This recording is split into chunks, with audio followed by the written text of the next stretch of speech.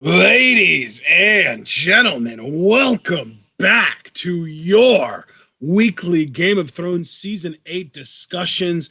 I got to tell you, this was the kind of episode I feel like we needed. I mean, obviously, last week was the biggest battle in the history of Game of Thrones. It was fun, all that stuff. But I love it when Game of Thrones goes back to its roots and we get a good old episode of politicking. Oh, dude, absolutely. This was an episode of heartbreak, hubris, and naivete. Yeah. But I will say, man, I even told you immediately after this episode ended, I really enjoyed Battle of Winterfell, and I remember on the podcast saying that I think this is going to be one of my series favorite episodes, and I think that still holds true. But I think I might have actually liked this episode more. I really loved how grounded it was. I'm always a fan of and maybe it's the philosopher in me. I don't know. I'm always just more of a fan of dialogue heavy stuff. And I think there were a lot of conversations here, a lot of interactions. There's one thing I really want to know when we get into the formal review, because I think this episode, I got angry at certain characters, but then I realized that I think one overarching theme of this episode is just how human beings see what they want to see and other people that they're close to, and that proximity can really be dangerous when you heighten the stakes. It's one thing on a small scale if you have a group of friends and one friend isn't vibing with the other friend and you're like, oh no man, they're cool, and you just keep assuring them that they're cool, and everybody goes through that. But imagine when you magnify it, when you're not talking about a friend, you're talking about a queen, and you're not talking about a small band of friends, you're talking about entire nations and a kingdom and millions of lives at stake. Yep. And I think it all comes back to, we cannot afford for so-and-so to see what they want to see. We need everybody to see things as they actually are, because too many lives hang in the balance. And I think the episode really played with that masterfully. I think I've actually got a little bit, I never take notes, but just from what's sticking in my mind, I think I've got a good bit to say, because I really love what this episode played with. So any other preliminary remarks you want to make before we dive into this? No, I just want to get right into it, because really, I think the way that you kind of summarized some of the stuff that went down in this episode is the perfect sort of prologue to lead us into the actual bulk of the discussion, which is the episode itself. Interestingly enough, we do kind of open the episode about as you would expect, with, everyone burning the bodies of the dead from the Battle of Winterfell. So, we see Jorah, we see Beric, we see Ed, we see Lyanna, a bunch of the dead bodies of the people that were confirmed dead last week in the Battle of Winterfell, and they're on pyres that get burned by various living folk. But yeah, definitely an unfortunate situation here. We even see Sansa kind of crying over the dead body of Theon. And she even put a Stark pin on him. I don't know exactly what that pin was, but it looked to me like it was almost like the Stark head, the wolf insignia version of what a king would give to the hand of the king. You know what I mean? Yeah, absolutely. I think that was just her way of really honoring Theon and honoring his arc more broadly, And also kind of honoring him as a Stark too. Absolutely. So I think for those of us, again, that have been longtime watchers of the series, that have really experienced Theon's whole arc, it was a really moving scene, because that's just kind of the physical representation, that pin of his redemption is how I took it. And I just thought it was very powerful. Very powerful. Definitely. Yeah. So then, we get Jon doing this big old speech about how everyone set their differences aside to fight together, to die together, so that others might live, and that everyone in the world owes this group an unpayable debt, and that they were the shields that guarded the realms of men, and we shall never see their like again before, the pyres get lit and all the bodies get burned. So then we're at this feast, basically, and it's kind of reflecting season 1, because we had the big feast in season 1 in Winterfell 2, where, Arya flung food at Sansa and she was all bitchy about it, and Robb had to take Arya out, and it was when we kind of got to meet Uncle Benjen for the first time, and he was kind of talking to Jon. It was when we got to hear Tyrion tell Jon to, wear, if you're a bastard, wear it like armor so no one can use it to hurt you, and that kind of stuff. And now here we are back in this same kind of hall area, and the first thing that we see is Gendry asking Sandor where the hell Arya is, trying to find Arya because he wants to thank her. And Sandra's just like, yeah, of course you want to thank her. And Gendry gets all defensive, like, what? No, not about that. Because Gendry's thinking like Sandor found out that they had sex and wants to thank her for that. And then Sandor's just like, you'd be stupid not to thank her. We're all alive because of her. And it's just like, oh, Gendry didn't realize that Sandor was just like under the impression that Gendry wanted to thank Arya for killing the Night King. But yeah. Anyway, so then we kind of move on past that almost immediately. It was just kind of awkward. And as Gendry is leaving to go find Arya, Daenerys kind of stops him and asks if he's Gendry and says, hey, actually, she doesn't ask if he's Gendry. She recognizes him. Hey, Gendry, you're the son of Robert Baratheon, right? And he's just like, yeah, I'm his bastard. And she officially kind of dubs him a Baratheon. So she like legitimizes him as a Baratheon. And she also names him the Lord of Storm's End. So, you know, Davos toasts to Lord Gendry Baratheon of Storm's End, and it's official. He is a Baratheon, and he is now the Lord of Storm's End. So Gendry getting the promotions going on up in here.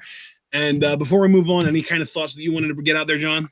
Well, you talked about quite a bit. I don't want to delve too deep into like my own thoughts yet because we haven't completely summarized the what I would just call the overall banquet scene of like everybody together, because I do have a bit to say about that. Well, yeah, the reason I'm stopping now though is because so much happened here that like, I don't want to go through the entire thing and have you need to kind of go back at the very beginning and talk about everything. Definitely understandable. As far as the speech from Jon, it's interesting because I think about it on two levels. I mean, obviously, like, you know, on a show level, it's a really moving scene and it's very powerful. But when you think about like the themes of the show and everything that the show is about, and if we think that politics and rhetoric have like this inextricable relationship, Jon really looked like a king in that scene to me, because it really was a moving speech and a powerful speech. And I'm like, wow, like not only is it a proper tribute to those that gave their lives, but it really positions Jon, because I think the show's tried to kind of ingrain in us this idea that he could be a leader.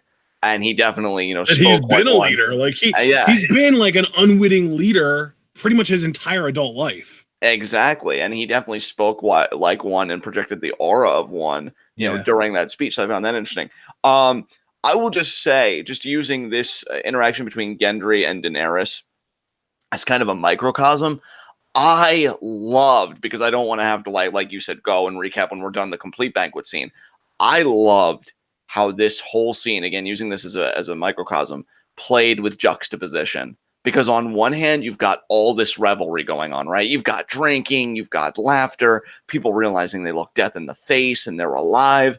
And then you'd get those moments where like key characters would just exchange these glances at one another. Sometimes they would be reciprocal. Other times it would be like unknowing, like Sansa would unknowingly like steal a glance at Daenerys while she's smiling. Like off the side. They are so not on talking terms. No, they really aren't. But I loved the juxtaposition of, you've got all this revelry, all this festivity and fun, and again, and gaiety and laughter, but the game is still being played. And people are still thinking, like someone was saying. So I just wanted to really comment using this as a microcosm, because you can see all the laughter and the revelry. And then the moment Daenerys asked Gendry that question, you could have heard a pin drop, because it's like, oh shit, you know, what tone is she going to set with this? And then she makes him Lord of Storm's End.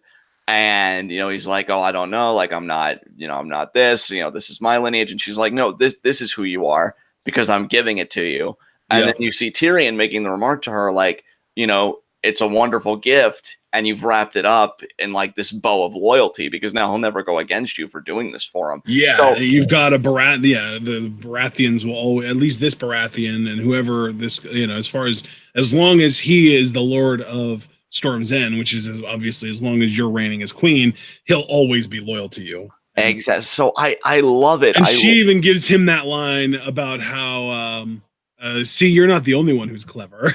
Yeah. Like, I love the double speak of, we're doing this almost like commemorative thing in this air of festivity and again, joyousness and stuff like that. But it's also a political maneuver. And this whole scene does that. So, I mean, and when I say whole scene, I mean the entire banquet until we leave that scenery. And you know what I love about that too is that like they even showed after that exchange between Daenerys and Tyrion, where he's just like, well, you're going to have a loyal lord of Storm's End until the day he dies.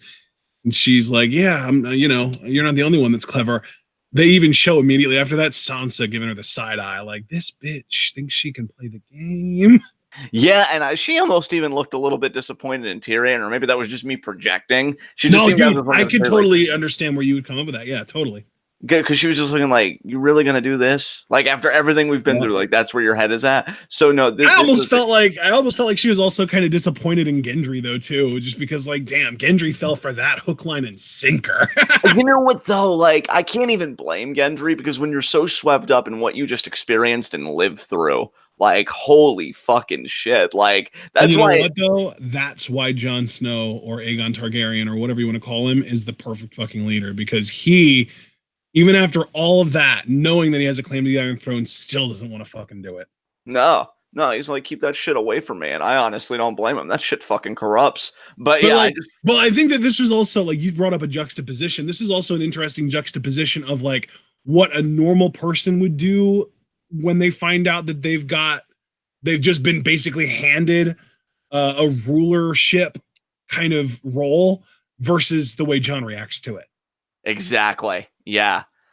He's clearly very averse to the position. He doesn't see himself in that role, and you could just see like everybody that kind of is vying for that. Daenerys.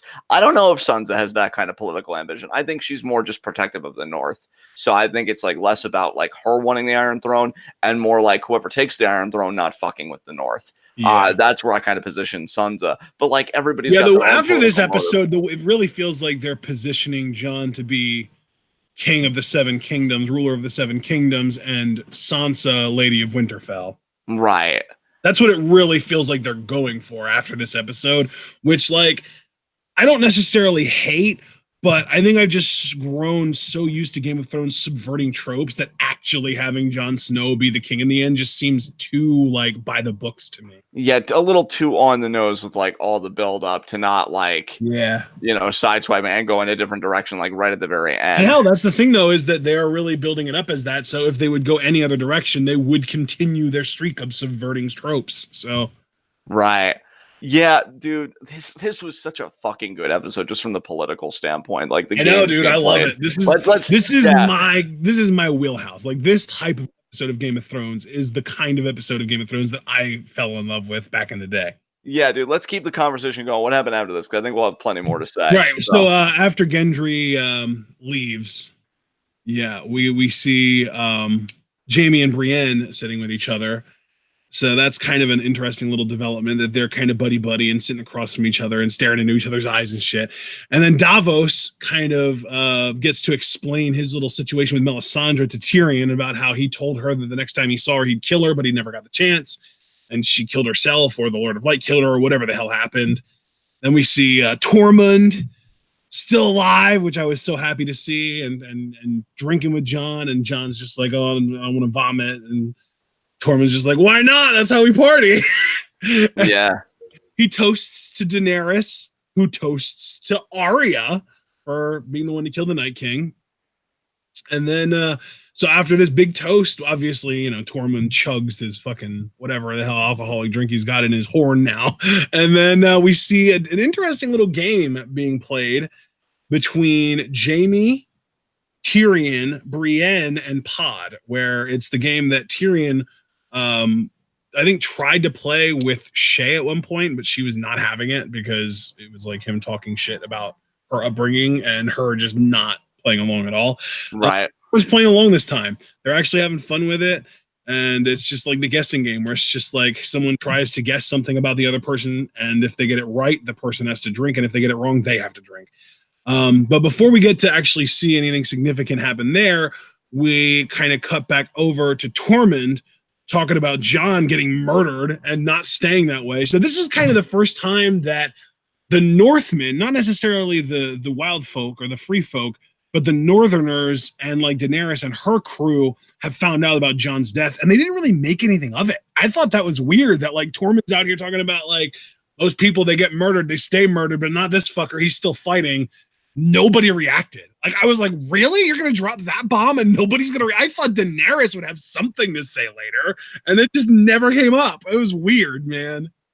Yeah, I don't know if this is just their way of saying like people were able to put two and two together about Melisandre, the Red Witch, or if everybody was just like, oh, cool, because maybe when you've seen like an army of White Walkers and dragons and everything else, maybe that just kind of raises the bar, you know what I mean? And then they just receive that or kind lowers of it like, as far as like what you're willing to be surprised by. exactly, and it's just like, oh well, I guess seems legit to me. Yeah, So yeah. they just go on. Yeah, Yeah, that's it's still like I wish they would have done something with that. Like even just have Daenerys like shoot him a look like the fuck you didn't tell me about that, and even maybe just like have her say something to Davos like, oh, so that's what you meant when you said that he took a knife to the heart for his people, or he died for his people. He almost said he died for his people right in front of her, and they made like a big stink about it, and now it gets brought up in public, and there's nothing. Yeah, I can see what you mean, man. Yeah, that is kind of a head scratcher. But you might be right. I mean, it might also be to do with like the sort of desensitization to that kind of stuff. I don't know. Yeah, for sure. All right, what came after this? Yeah, I just love Tormund because then he even had a line where he was like, "What kind of fucking person gets on a dragon? A madman or a king?" So again, kind of foreshadowing Jon being the king.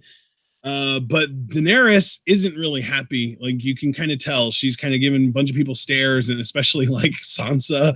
Well, yeah, isn't it, not to cut you off, man, but isn't it funny that like not only does Tormund say like a madman or a king, foreshadowing like Jon Snow and King, but madman, given that Daenerys' father was known as the Mad King. Yep. Yeah, so like, maybe, I mean, why not both? ¿Por qué no los dos? Yeah, exactly. Jesus. But yeah, so Daenerys is like the only person in the room right now that's not happy, and she kind of storms off. But Daenerys seems to be the only one actually paying attention to her, and he kind of like follows her a little bit. But then we see Tyrion and this whole crew playing this guessing game still, and Tyrion kind of guesses that Brienne is a virgin, and she just dodges it. Like she is just like, I have to piss. And then Tormund gets up on her and she's just like talking about the victory, and she's just not having it at all, and she walks away. And then we see Tormund. And by the way, another great line from Tormund: "Which one of you cowards shit in my pants?" I'm like, oh, great. Tormund, yeah. And then he's over the fireplace telling Sandor about how his heart is broken because fucking Jaime Lannister is gonna get the girl that he wanted. But then some random Northern woman comes up and tells him, "You can touch me. I'm not afraid of wildlings." And he's just like, "Oh, maybe you should be." I love Tormund. He's just the bounce back king over here. I know, right? And then another woman is like trying to get it with Sandor, and he's just not interested at all. He's just like, maybe when I finish my drink. And then he drinks the cup of whatever wine or whatever alcohol he had with him, and she's like pulling on him like, all right, let's go. And he's just like, this is my drink, and he grabs the big ass pitcher. Oh, hound. Sandor, the unrelenting asshole, and I love him for it. And this is why I think I'm so confused by why you dislike him, but whatever, he dropped a fire. I get it. Well, yeah, I mean, just as long as the other half of the face does the job, then we'll be good. But anyway, so then Sansa actually approaches Sandor and tells him about Ramsay, how he how she kind of took care of him with the hounds. And he's just like, you've changed, little bird. And he kind of reminds her, everything would have been different if you would have just come with me away from King's Landing. And then she says, well, yeah, but without Littlefinger and Ramsay and all the rest, I would have stayed a little bird all my life. So I thought that this was just a really cool exchange between these two. And then we kind of move on to Gendry still looking for Arya. But before we get to that, did you have anything to say about the Sansa Sandor? Oh no, it was a really cool scene. And you know what, dude, like it scenes like this where I understand the camp of people that would like to see Sansa take the Iron Throne, because this is a woman that like owns her experiences and like just understands like, I'm the person that I am. I'm the person that Winterfell needs. Low key, watch that happen again though. Watch Jon and Daenerys and that whole crew trying to take the Red Keep, trying to take King's Landing, trying to take the throne, and everyone kills each other, and then Sansa shows up with the Knights of the Vale again. Yeah. I mean, I wouldn't be surprised, honestly. Like, Sansa has shown, and again, when I talk about arcs, which, regardless of what people want to say about the show relative to the books, I've never read the books or anything like that. I do think this show, for certain characters, has done arcs incredibly well. I mean, I've talked about Theon at length on the podcast, and I've mentioned Sansa as well, how she went from this really bratty young girl that was really a product of her time. Like, oh, I'm going to marry a king and we're going to have lots of kids and it's going to be wonderful. Nah, man. Life did a number on her. It's like, nah, I've got different plans for you. And I like the new Sansa, though. I wish she could have come about, obviously, in a better way, because we never want to see these kinds of things happen to people. But she owns it, and she's unapologetic about it, and she doesn't, like, cower from it. And it's kind of strange when a bunch of awful shit happens to somebody that you would obviously not have to happen to them, but you like the person post-trauma more than you like the person pre-trauma. Yeah, and I find that television does that a lot. Hound, and we've kind of known this about the Hound character, even though I hate his fucking face or what's left of it. That he's really tender underneath the tough exterior, and just like, oh, you wouldn't have been hurt had you come with me, like more or less saying like I would. And nobody knows that better than his brother. Yeah, absolutely. He's the one that found that pink center, wasn't he? Yeah. And I'm pandering to your face over here. Give me some credit. I know. I appreciate it. I'm kind of blushy over here, but no, it's really cool that like this guy that like gives off this aura of, oh, girl, I'm a hard ass and nobody bother me. Like you can see that I think it weighed on him. What Fuck happened? Loyalty. Fuck the kingdom. Fuck the king. Yeah. And I could see like these characters kind of racking in their brains like what could have been had things been differently. And you can almost see in that exchange like Sandor asking himself, like, could I have protected her? Could things have been different had she just come with me? And she just assures him, like, it doesn't matter. Like, I'm glad it happened because I like who I am. And if that's not some moving, powerful shit, like, all hail Queen Sansa as far as I'm fucking concerned. So what came after this, bud? I actually have to kind of find my place again because I just have this massive ass wall of text. So Gendry finally finds Arya, and she's shooting her bow, and he just kind of fills her in on his little promotion about how he's been legitimized as a Baratheon and given Storm's End, and then he makes out with her, tells her he loves her, and gets down on one knee and proposes to her. And at first she like leans in and kisses him, and it's just like, oh my god, is this happening? And my mom would even vouch for me because she was sitting here and I said it out loud. I even legitimately said, I feel like that was like a last kiss because I don't think she's gonna accept. And then she kisses him, and then she's just like, you're going to be a great lord and any lady would be grateful to have you, but I'm not a lady. I never have been. I never will be. I'm a warrior.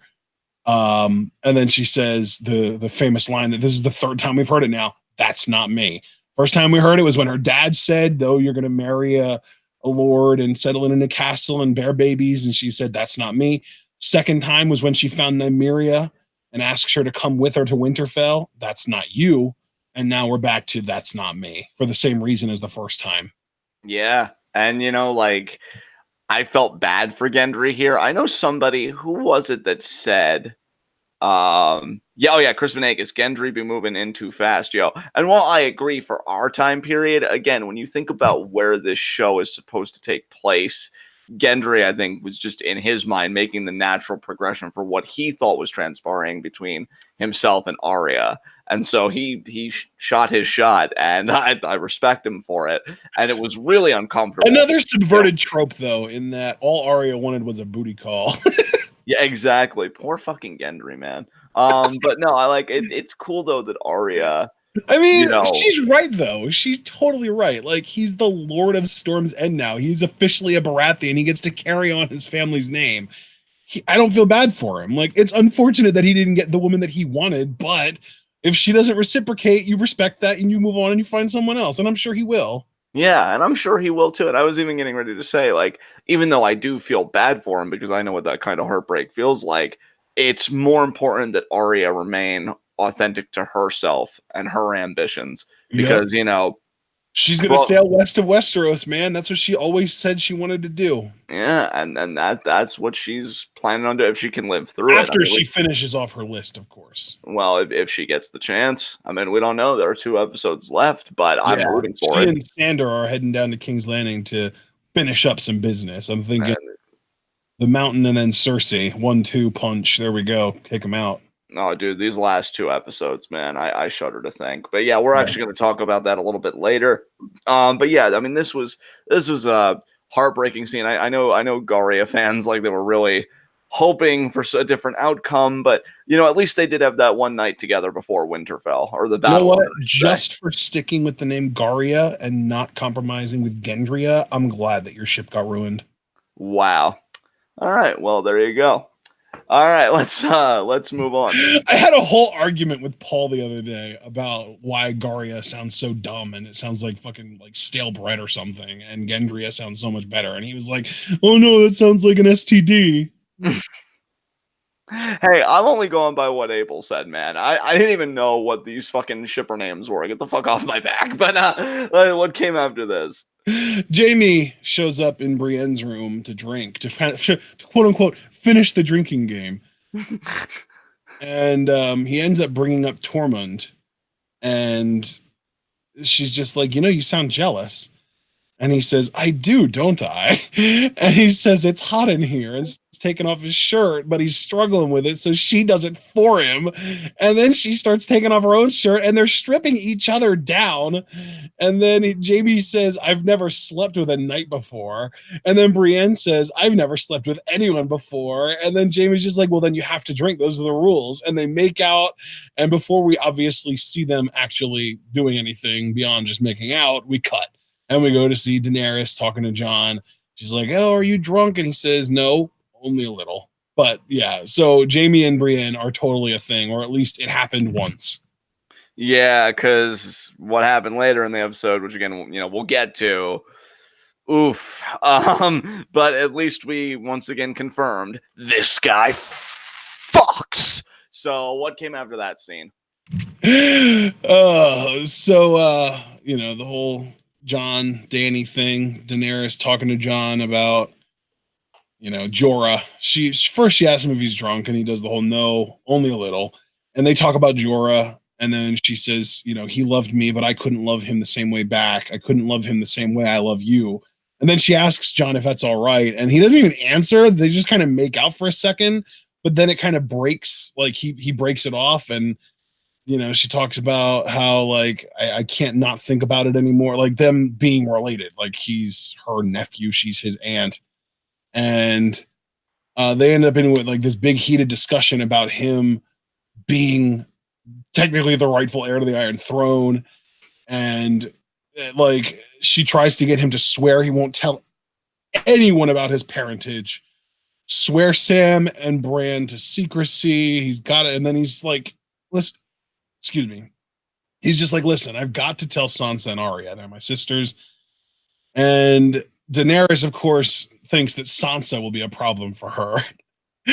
This whole little beef between Sansa and Daenerys is like one of the most interesting things going this season, and I love it. So she actually gets to the point of saying, I've never begged for anything, but I am begging you, don't do this, please. And Jon never actually agrees not to do it, but he just ensures her that she's his queen and nothing will change that.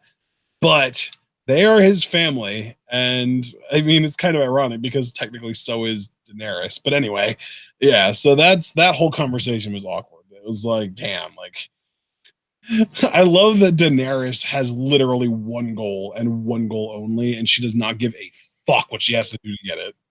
Yeah, I mean, you want to talk about myopia. Jesus fucking Christ.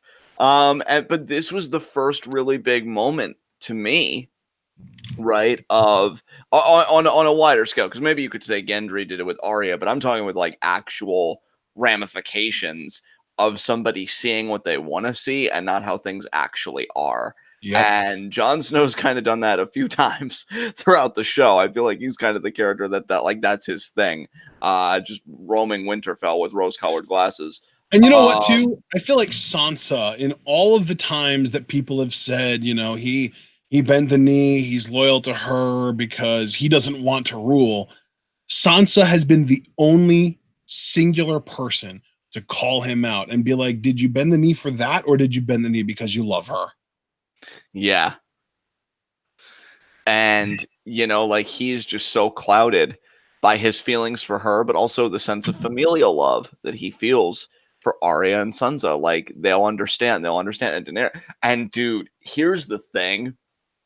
Like, so we've already kind of established his naivete and how like Jon sees what he wants to see. Yep. The other big thing I want to mention, because I don't want to belabor that point, it's already established. The other thing I want to mention though, holy fuck, I don't know about you, dude, but the look she gave him when Jon pretty much said, I forget what the exact wording was, but he more or less said like, we can all live together and this can all work, like all of us together, you, me, Arya, Sansa.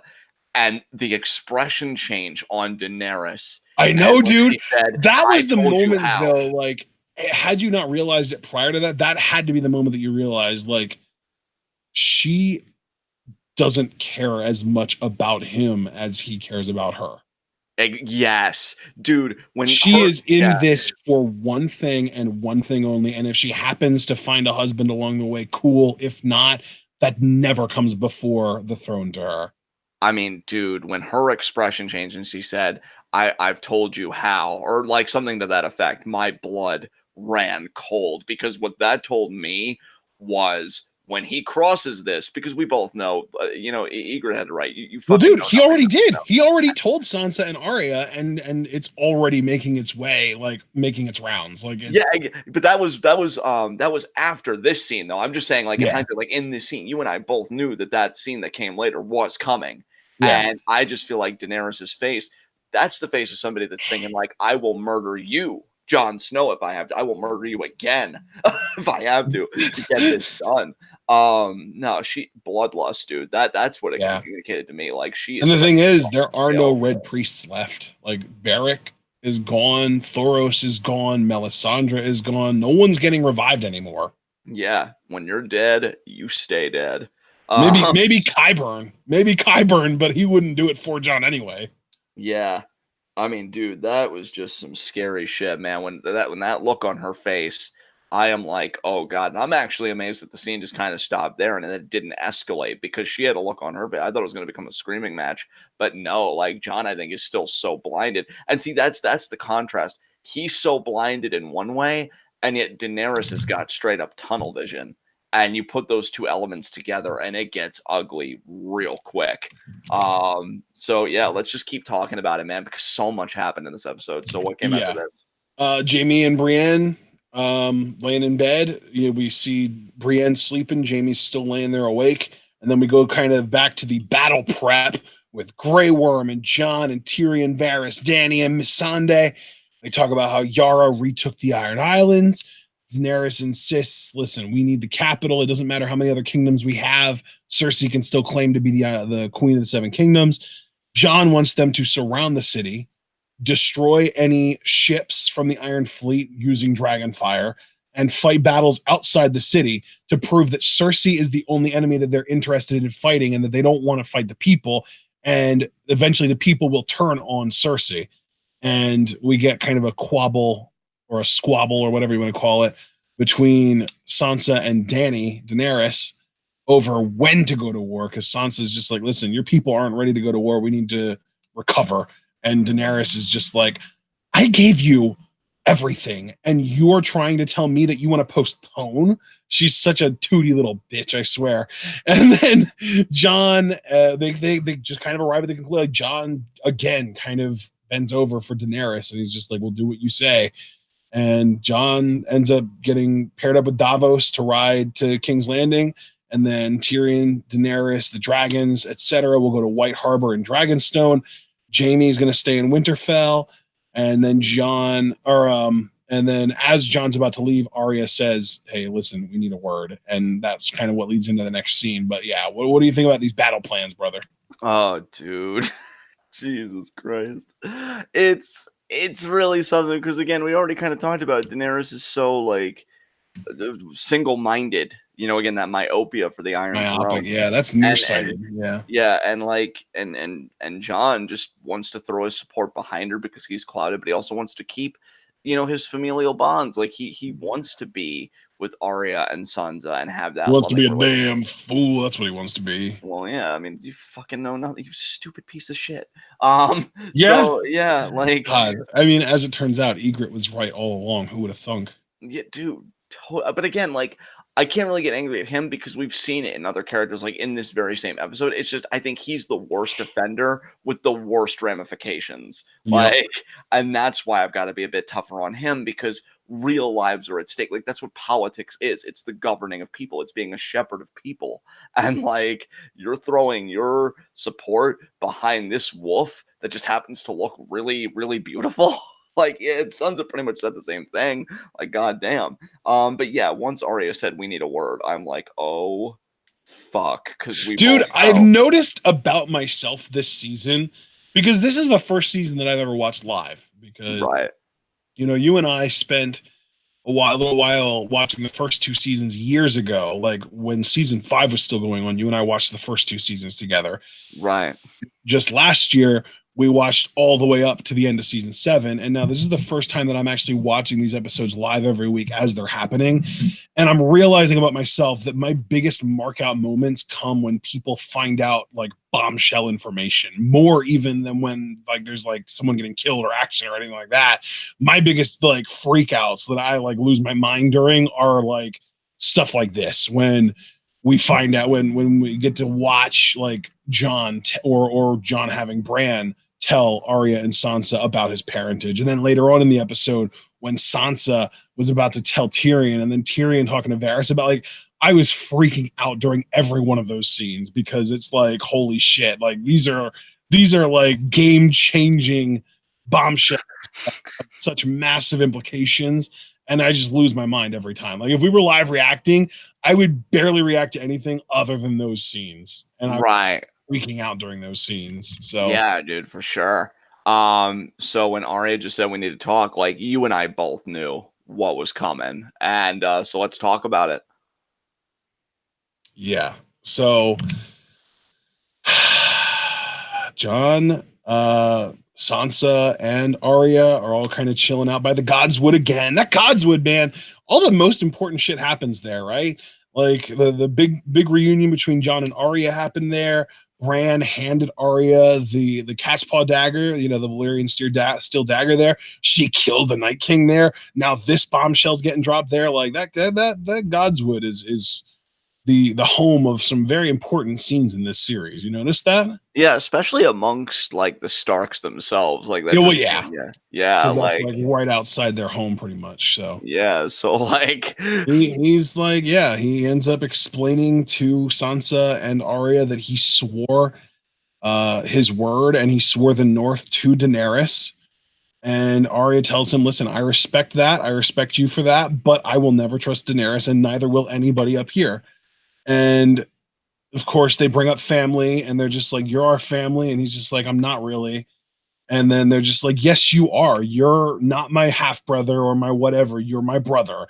And that's when John just gets this look on his face like, uh-oh. And it's that old, like, did you ever think about just telling a lie every once in a while? And he's nope.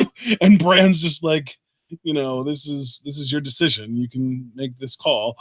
And yeah, he makes them swear not to tell another soul. And it's kind of interesting too, because he makes them swear not to tell another soul, and he even says, like, before I even tell you, you have to swear this. And they're just like, well, how can we do that? And he's just like, because we're family. So he's like using the fact that they think he's closer family to them than he really is against them. And I guess that might be like a reason enough for them to betray their word, because like, yeah, like we thought you were our brother when you said that, but it turns out you're just our cousin. yeah, and like, look, I gotta say my piece on this scene because if that's your idea of a power play, you dumb bitch, Jesus Christ. Wait, who are you talking about? Well, John, thinking like trying to use the familial ties, like making them Oh, stronger than actually. Like, if that's your idea of a power play, you are a stupid that's motherfucker. not his idea of a power play, though, dude. That's just his idea of trying to get these women to trust him, and like, I don't think Jon Snow is capable of a power play. I don't think that that's his, like in his veins, you know. Well, he's still a dumb motherfucker, either way. I stand by it. Like, No, I'm not disagreeing with yeah, you. yeah, Like, if he genuinely thought that just saying you have to swear before I tell you would get them to not tell anyone, then yeah, he is a dumb oh motherfucker. yeah, that was strike one, and then just strike two is just generally thinking like, dude, and I think this is something that I wanted to say earlier, too, but now's as good a time as any. Read the fucking room, like, like seriously, like, how can you not see how tense things are between Sansa and Daenerys? Like, Dude, Stevie Wonder could fucking see this shit, and Jon Snow's I like, love no, that I he's don't just worry like, yet. listen, Sansa, I know that you hate the idea of Daenerys being the queen, and I know that you know that I'm only willing to support her as the queen because I get to stick my dick in her. But it turns out I'm actually the rightful ruler of the Seven Kingdoms. But if you could just keep that on the down low, that'd be great.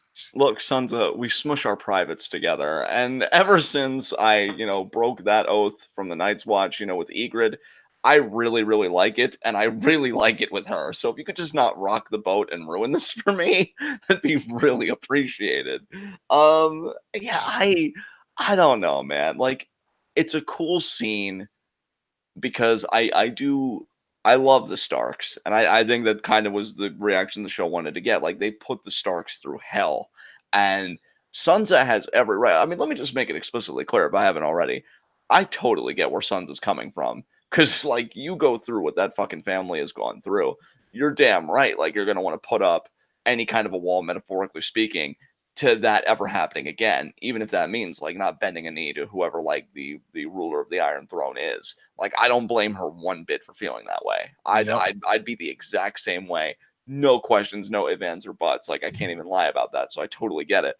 John has my sympathies because, again, I get on a smaller scale why you would want reconciliation between two disparate people that you just happen to possess affinity for in different ways.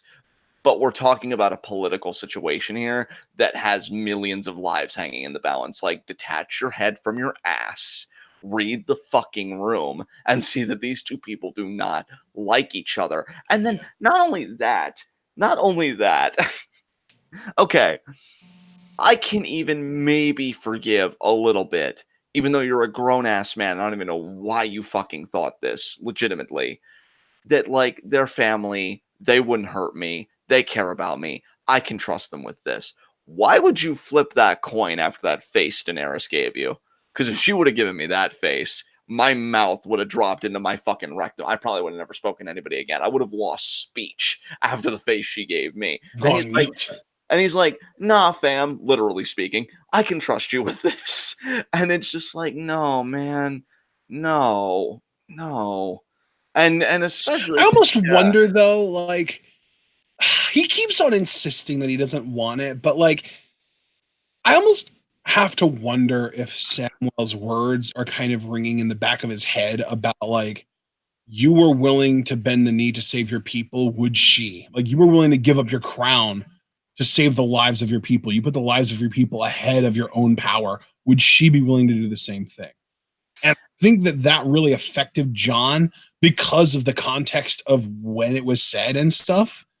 And I wonder if subconsciously he's kind of starting to realize like even if my love for her won't allow me to actually go like no, you're not the queen, I'm taking the kingdom for myself.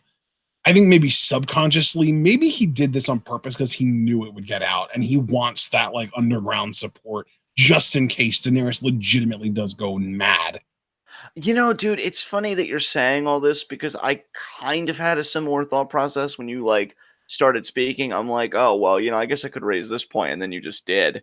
Um, and I wonder, like, if he's hoping, just kind of build on what you said, that like Sansa will act on the information, which she did, like we see that, and that somebody else will put the knife in Daenerys so that he doesn't have to. Because if it does come to that, like I can tell you, he won't want to do it. He's too. I mean, I think we know damn well that Arya would be willing to do it if it came down to it. Oh, dude, fuck yeah! If Arya was forced to choose between Daenerys and Jon, she's picking Jon every single time. She doesn't give a fuck about Daenerys. Absolutely, and she's gotten a taste for blood. Killing second nature to her. I mean, goddamn, like no hesitation there. No. So yeah, I mean, I was even thinking like someone in chat was talking about how like Jaime is the only person that can get close to Cersei, and they think that he's going to be the one to kill her.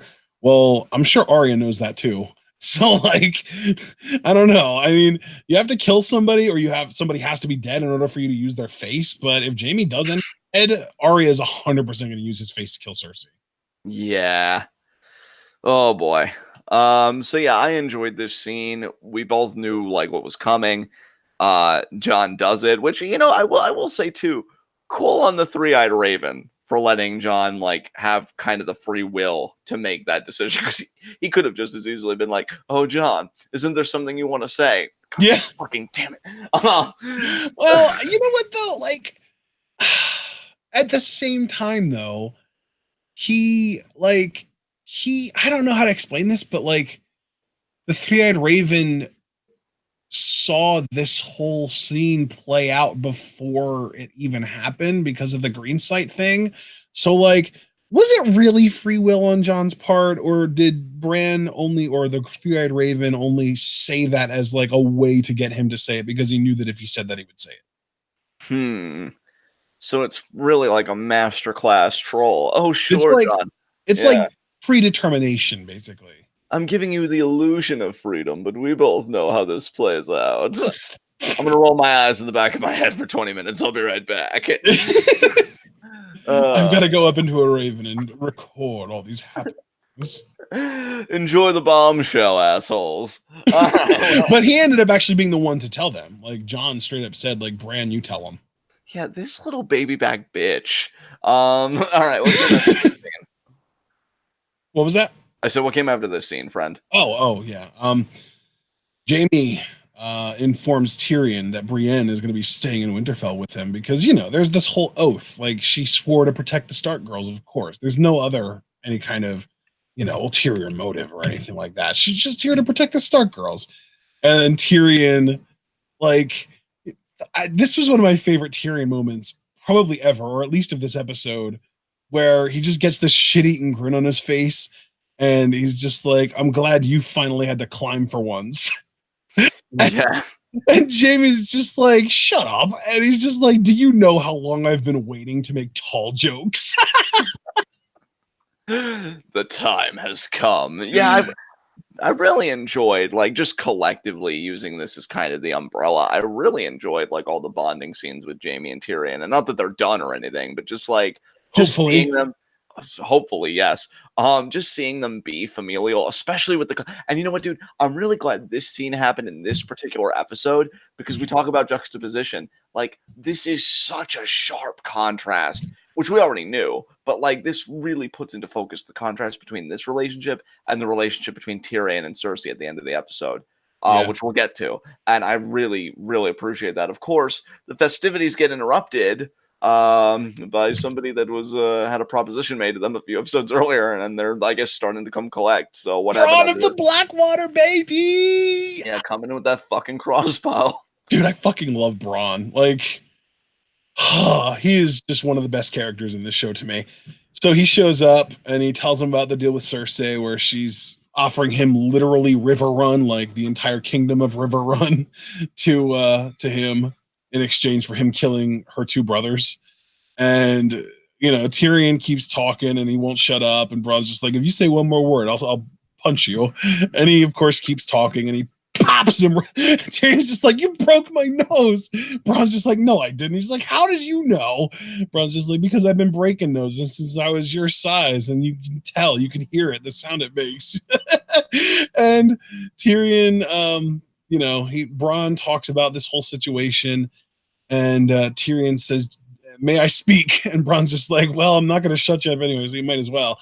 Tyrion says, do you remember the deal that I made with you so long ago? And Bronn's just like, yeah, You told me that if anyone ever paid me to kill you, that you double it. So what's double River Run? And Tyrion's just like, High Garden. And Bron's just like, you know what? You're fucking right. I'll take it. And like, what are you doing? And Tyrion's just like, oh, he's not gonna, or Tyrion's just like, he's gonna kill us. And Jaime's just like, oh, he's not gonna kill. And then Bronn shoots a fucking crossbow bolt 3 inches from Jaime's head. And real quick, it's like, Jesus Christ. So yeah, like this whole situation was just, this scene was really tense and also really funny, like the whole time. And yeah, so now Bronn gets Highgarden, and he keeps just moving up in the world. And I love too the little interaction they had where Jaime is just like, the Lord of Riverrun will never be a sellsword or a cutthroat or whatever he said. And Bronn's just like, oh yeah. And who was that ancestor of yours that got your family rich? It was a sellsword, right? That's how all these great houses are made. It's some sellsword who kills a bunch of people. You kill hundreds and you get named a lord. You kill thousands, you get named a king. And it's just like, I love Bronn. He's just such a great, and I love that he's literally like, that's what he started as. Like he started as a just regular ass fucking mercenary who just happened to stand up for the right dude. And now he's going to be the Lord of Highgarden. Fuck yeah. You know what I like about Bronn that, you know, it's so funny because like I'm not saying he's like a minor character, but like relative to other people playing on this big scale, like he's. I would say he's minor. he's like a Sandor level character. Like he's secondary, but like damn close to main. Yeah, I like that he just really deals in pragmatics. Like it's not about bloodlust for him, or glory, or this. He's just trying to improve his place in the world, brother. Yeah, he's trying to improve his station. That's really all it is. It's like, hey, I started here. I'd like to get here. But again, when I say pragmatic, he doesn't like to improve his station like I'm going to go from a serf to a lord or like, you know, a peasant to a king. No, it's a very incremental progression and he's cool with it. He's like, look, I got wine. I got women. I got money. I'm comfortable. I don't need to do all this shit. And then I love what he says as he leaves too, because he's just like, I'm done fighting. I'm not done killing, but I'm done fighting.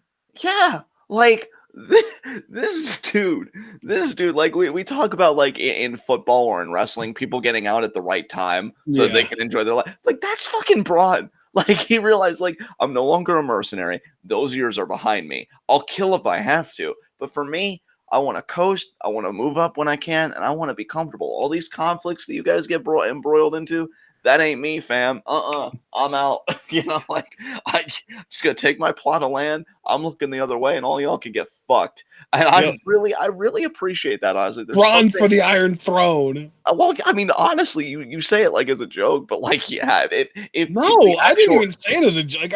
Maybe I said it in a joking manner, but the more I think about it, like he'd be a better king than Daenerys for sure. Oh my god, well, dude, it's so funny that again, like a second, to use your phrasing, like a secondary character that's close to main really does exhibit to me, I guess everybody's gonna have a different interpretation, but for me, the most important quality of leadership, and that's just the temperament that can look at things as they are and not be utopian, but also not be so averse to change. You know, really striking that balance. Like, oh, I'm willing to change my station. I'm not willing to change it so radically that I draw eyes. You know, I'm willing to just move up incrementally and invisibly, you know, to everybody else. Because Daenerys, you know, it's funny that you like invoke her because her presence is fucking explicit. She wants all eyes on her. There is no subtlety with that bitch. But Bronn is just like, nah, just slowly creeping up. And yeah, he got a better offer, and he knows that the Lannisters are good for it. Hell, the fucking other Lannister side, Cersei and all them, they made him the original offer, so he's still like embroiled in this family. That might be. No, imagine he goes back to Cersei and he's just like, "Hey, listen, they doubled your offer, so you're gonna have to do better if you really want your brothers dead." See, now if I'm Bronn and going back to the pragmatics, I wouldn't even take that chance of like. No, I don't think he should either. I just think it would be hilarious, like that he's just constantly seeking like the one-upsmanship from other people. Yeah. And I just I loved it. I love this. But yeah, dude, Highgarden, that's huge. That's where the Tyrells have been, hasn't it? Like the Tyrells have been ruling over Highgarden. Yeah, that's right. God, that's where Lady Olenna was poisoned by Jaime. Yeah, I miss her and Marjorie, honestly. That kind of thing. But what was I gonna say? Just one more thing about this scene before we move on. I love that this was like Bronn at his best, but also Tyrion at his best, being that negotiator, getting out of near death situations. Like that motherfucker's tenacity to live. We need to like fucking appreciate it one of these days because it is amazing to me how he keeps avoiding death by the skin of his teeth. I don't know if it's fate or whatever the fuck, but he negotiated his way out of another one. So yeah, this is a great scene for all the right reasons. It was awesome. So Do we know what Bronn's last name even is? I'm not sure. I'm I just know gonna he say goes no. by. I know he goes by Sir Bronn of the Blackwater, but I'm pretty sure Blackwater isn't his last name. I guess Right. family name. Yeah. I'm not sure what his last name is, but yeah. So what came after this, man? Well, after this, we saw Sandor on a horse, and he kind of runs into Arya. And he gets this like, "Oh fuck, what the fuck are you doing here?" kind of look on his face.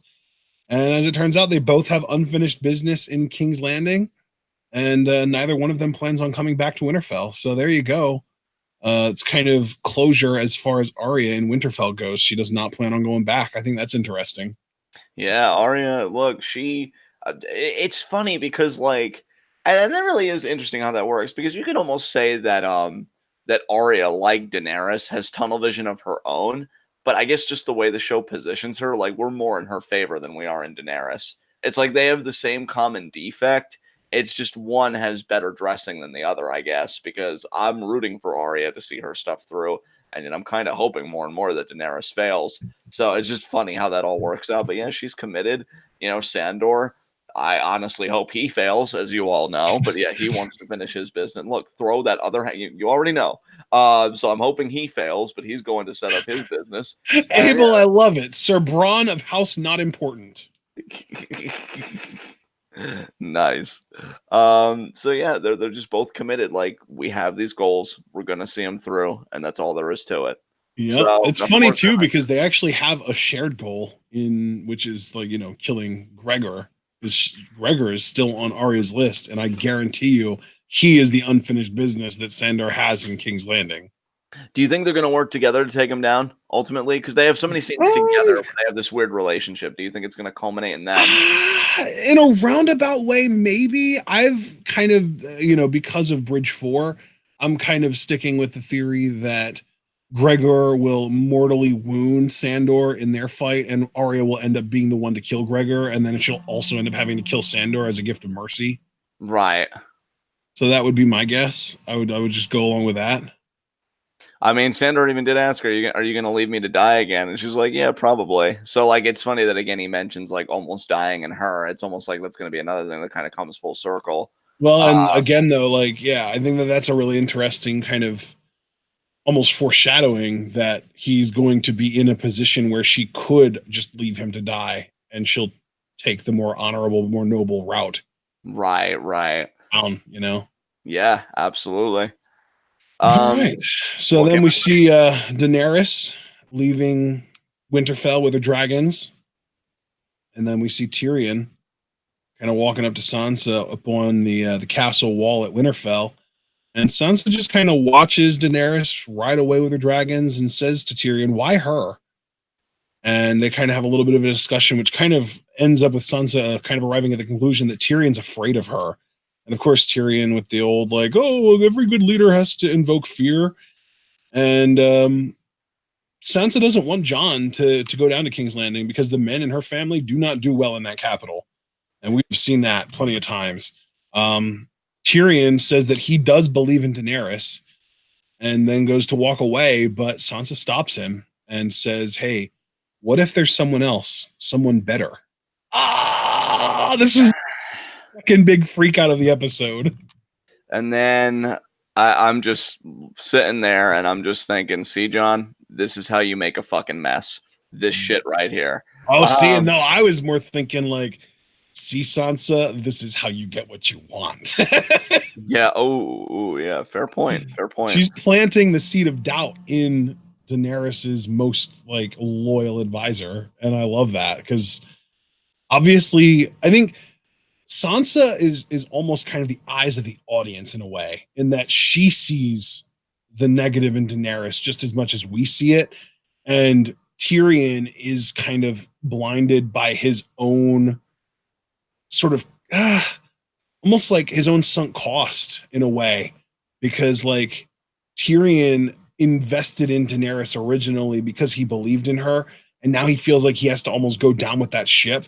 And Sansa is just trying to get him to realize that, like, listen, dude, the ship is sinking. You might want to hop off and get onto a better one. And Tyrion is still being stubborn about it, but at least he's got those seeds of doubt planted in the back of his mind. Yeah, and again, it goes back to like people seeing what they want to see, and I do agree with you, like about the sunken cost. Like, I put all this faith and investment behind her intellectually and otherwise, And I'm and I want to see smart. it How through. could I possibly be wrong? Yeah, and that's where I bring in like the hubris. Well, that Yeah. and how the episode ended, which I can't wait to talk about that. But Oh, dude, um, yes. Oh my god. again, it's just like seeing what you want. Cersei's Like, such a fucking thunder cunt. I hate her. oh, we'll get to it, man, because I have my own shit that I want to say about that as well. But I mean, duly noted. Um, and he sees what he wants to see in Daenerys, and I really do like the relationship between Tyrion and Son to the point where, like, honestly, if they would hook up, I honestly wouldn't be opposed to it. I'd probably pop for it. I really love their dynamic and just how they interact with each other. But man, Sansa had to go and take that extra step. You're like, what if there's someone better? Which now, John's gonna be angry at her. Sansa's gonna like further intensify her stuff with Daenerys, and Daenerys is gonna be angry at Jon because, like, what the fuck did I tell you? Like, I just picture her like rolling up a magazine like a dog that went on the pissed on the couch. You get back here! I told you not to say shit to anybody. No, I think John's a marked man now. Daenerys is fucking crazy. So like, I'm very nervous for a lot of people involved. But again, like, this episode was so dialogue heavy. This was another pivotal dialogue. Like, this conversation mattered, and its ripple effect is going to happen, sooner rather than later. So yeah, great scene, and I just can't wait to see the repercussions of it. Yeah, absolutely. All right. So then we get to Tormund talking to Jon, talking about how he's going to take the free folk back to the north. And Jon's just like, oh, you're in the north. And he's just like, yeah, but the real north.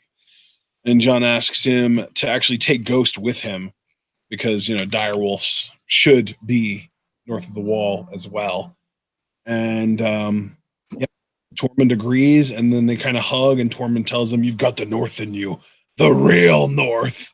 And then Sam and Gilly show up, and she's pregnant, and Sam's all like timid, like, "Well, there are only so many books you can read," and like, oh, he's such a goofball. And they even say that if it's a boy, they want to name it Jon, which is kind of hilarious because that's not even actually his real name, but. Then Sam tells Jon he's the best friend he's ever had, and Jon says, you too. And then Jon and Davos trot off on horses while Tormund, Sam, Gilly, and Ghost watch from Winterfell. Yeah, it was a really emotional scene. Powerful. I loved it. I love the friendship. Definitely some much needed levity with enough seriousness as well. Like, still big shit going on. Yeah, nothing really more I can say than that. Jon and Sam's friendship is a beautiful thing. And I wish Sam and Gilly nothing but the best. Hopefully they live through to see that pregnancy and be able to really start a family and have that family. I think that's really cool. Yeah. All right. So then we see Grey Worm and Missandei on a ship. And Missandei grabs Grey Worm's hand and they hold hands. It's adorable. And then we kind of go down into one of the cabins and we see Tyrion and Varys talking about Jon, because obviously Tyrion had to tell Varys. So they're talking about Jon and this whole situation. And Varys low key is like, Varys and Sansa would be an amazing power couple because they're like the most woke characters in this show. Because Varys is just like, listen, it doesn't matter if he doesn't want the throne, people are drawn to him. Like, as long as this news is a thing and he is alive and he is not the king of the Seven Kingdoms, he's like Daenerys will never have true loyalty from the North or from the Vale, like both of those. And he even says Sansa will make sure of that.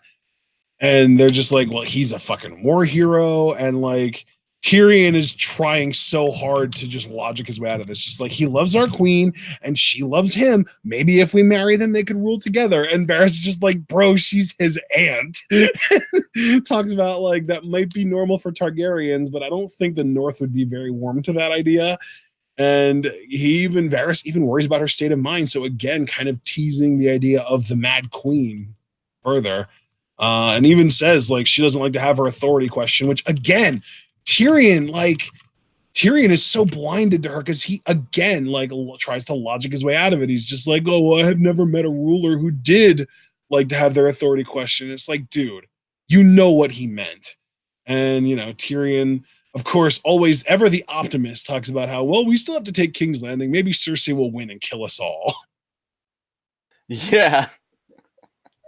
That's pretty much the equivalent of throwing your hands up and being like, bro, I don't know what the fuck to do. Okay. Yep. Like, it's just gonna, whatever happens, happens. But yeah, it's a very important conversation. And we've known Varys has said before, like him and his little birds, like his spies, work in the interest of the populace, of the realm. People.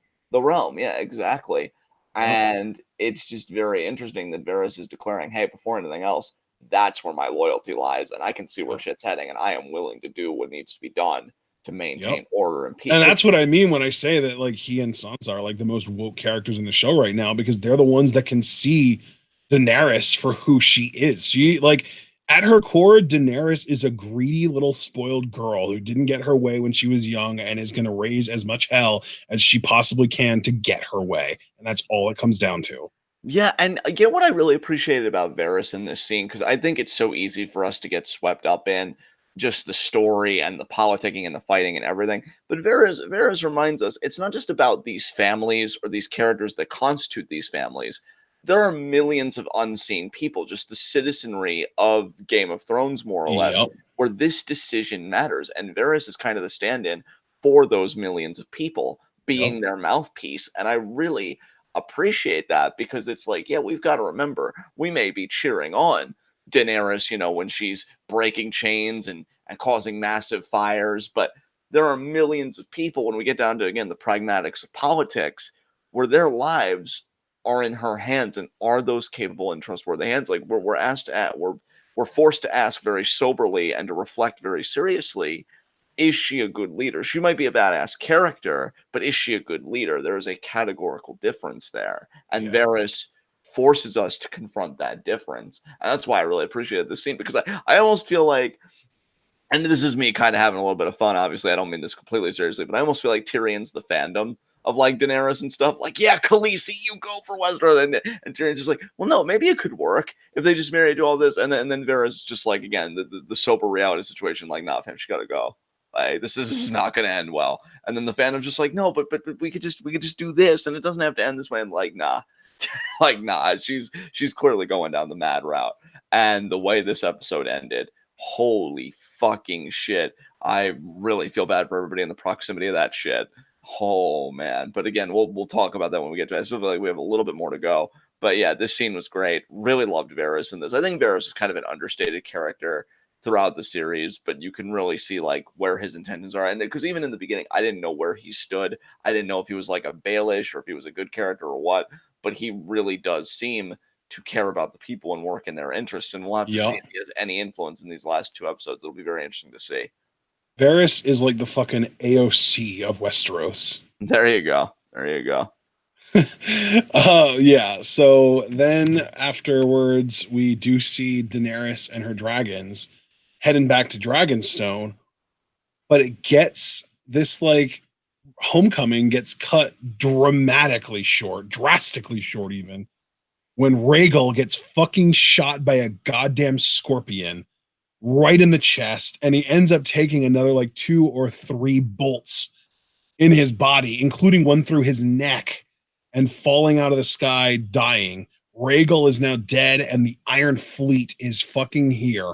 The Iron Fleet is on Dragonstone. They brought scorpions. There are now gigantic scorpions just attached to the deck of pretty much every one of the ships in the Iron Fleet. And Daenerys is so pissed that she tries to charge in head first, naturally, because that's a perfect thing for the Daenerys character to do. That's so her. And it also naturally, kind of according to her character, fails miserably.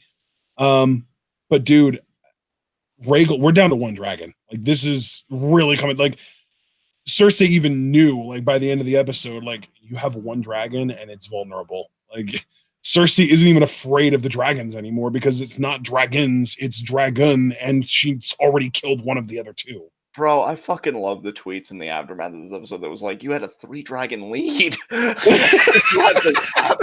No, I fucking died reading that shit. And dude, am I the only one? Because I swear, like I was like hyper attentive, like on this episode, like really watching all the interactions and stuff. Was I the only one that just felt like that death came the fuck out of nowhere? Like I was Yeah. even taken by surprise, like, wait, what? What? Yeah, definitely. What? Dude, I had to like readjust myself. Wow, I had to readjust myself because it just seems so crazy that like all of this death was like happening, at least to this dragon, and then the ship going down and everything. I'm like, wait a minute, what we were just Varys and Tyrion were just like, what? I just really had to orient myself. But yeah, dragon's dead. It came out of nowhere, it totally unexpected, and Yep. like just seeing it fall in the water, I'm like, oh. Oh. Yeah, and I was even saying in the we've got a fantasy Game of Thrones league that Abel runs. You can see Abel in chat right now. I even said in the chat of that league, like we had two major deaths tonight. It wasn't just the person who died at the end of the episode; it was also Rhaegal. Like Rhaegal's dead too now. Like that's huge. Yeah, that is huge, especially for sure. And then even like I just have to be honest. Like, yeah, I hate Cersei. Yeah, I want to see her get her comeuppance probably more than Sandor, and that's really saying something because I fucking hate Sandor, and you all know that. But Cersei, I hate even more. But like, you got to give her credit. If we're talking about like politics and stuff, this woman knew how to play the game. She let everybody like clean up the existential mess of the White Walkers, and then she game planned to take out a fucking dragon. Like, we can hate her, sure. Yeah, I dude, hate she her spent all that time. She used all that time that they were up north taking care of business, preparing for if they won. Like she obviously, you know, they could have lost, and she spent her time preparing for if they won, they're going to be able to defend their shit. And holy shit, it's working. Yeah, like, dude, if Tywin was still alive, like Cersei was the progeny that really took after him the most because Jaime kind of grew soft and he wanted to be a warrior. Obviously, that didn't work out. Tyrion was always the shame of the family. Like he was always like maligned and stuff like that. Fucking Cersei, man. You want to talk about somebody like really succeeding their father and stepping into that role? She really came off that way to me with the way she handled not only like these alliances and stuff and everybody kind of brokering deals to deal with the Night King, but just the way she fucking handled that dragon and the alliance that she's made with Euron Greyjoy. You know what though? I got to tell you, I think if Tywin was still alive, I think he would have been willing to set the sort of bullshit political garbage aside and help win the war for the Dawn first. And maybe then the tactics wouldn't have been awful. And they might have actually been like, you know, at 75% instead of 40% after the battle. You know what I mean? Right. Yeah, I do agree. I would have to imagine that Tywin would have been like, there's no point in ruling this kingdom if there's no one to rule, period. Yeah, and especially like, once you see that white arm, like that white, like charging at your face that Cersei saw at the end of season 7, like if Tywin would have seen that, I guarantee you he would have been willing to help because that's not a risk that he would have been willing to take. So in a way, Cersei is almost more ballsy than Tywin, or more stupid than Tywin, in the sense that she took that gamble and she won, but like if that gamble were to take place 100 times, how many times out of that 100 would she have won, really? And thankfully, she didn't need to take it 100 times. She right, and that's the thing is it doesn't matter because the one time she did it, it paid off. Exactly. And like that's why I'm saying, dude, we can hate on her, and believe me, I love hating on her, so we're gonna keep doing that. That ain't stopping. But we do also have to acknowledge, like, this woman knows how to play the fucking game, whether it's luck or skill or a synthesis of the two, which I do believe all the best leaders need, because you can't completely negate luck. It's always going to factor in. You just want to make sure it works in your favor. And it's definitely worked in her favor. So, yeah, all the Cersei fans, because I know they're out there. I'm even friends with one on Facebook that I know for a damn fact. They had to feel so vindicated tonight that she had the kind of night that she did, especially again the ending, which we're getting closer to. But okay, so Rhaegal goes down, ships in chaos. Yeah, and that was the other big thing too, is that once Rhaegal went down and Cersei or Daenerys tried charging and ended up having to back off because they literally all had their scorpions pointed at her with Drogon. they turned the Scorpions to the ships and started firing away and destroying the ships then too. And like, there was this really awesome tense scene where like Tyrion was on the deck of a ship and the deck was getting destroyed, and he was like trying to get away, like trying to go down under to the cabin, I think, but like they were just relentless and they just kept firing these massive ass like bolts that were like the size of probably the size of like a fucking car as far as length goes. And he ended up jumping off the ship completely. He ended up just jumping into the water. And then like there was this scene where the mast falls off the ship and it was kind of implied that it hit him in the head, but he still makes it to shore because I think Varys like carried him or something. Yeah.